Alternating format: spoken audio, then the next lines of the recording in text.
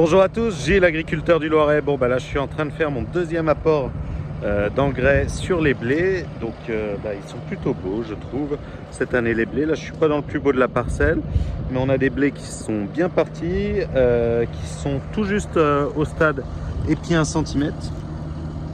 Je sais pas si vous pouvez voir. Alors j'ai pas mon couteau, je peux pas vous en ouvrir un. Mais voilà aujourd'hui les blés.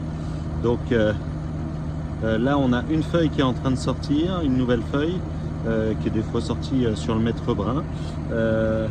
On a la luzerne qui est toujours présente, hop, qui elle aussi est en train de redémarrer. Donc là par exemple c'est voilà, c'est ces petites pousses là.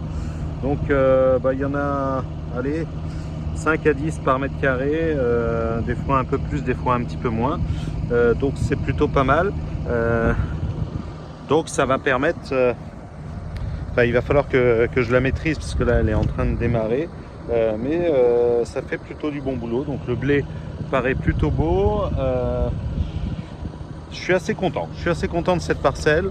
Là, l'épandage d'engrais se passe vraiment bien. Alors pourquoi est-ce qu'on nourrit la plante et pourquoi est-ce qu'on lui apporte de l'engrais, surtout de l'azote?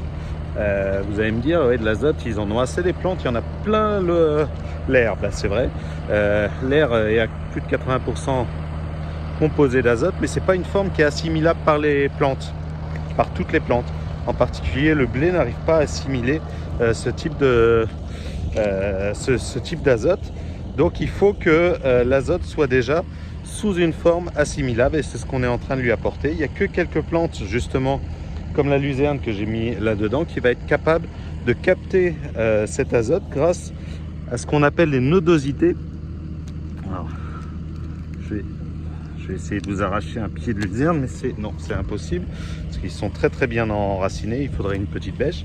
Les nodosités, en fait, c'est des lieux où il y a des bactéries qui sont en symbiose avec les racines et qui, elles, captent l'azote de l'air et la retransmet à la luzerne, alors que un blé n'a pas cette capacité à faire justement cette complémentarité avec des bactéries.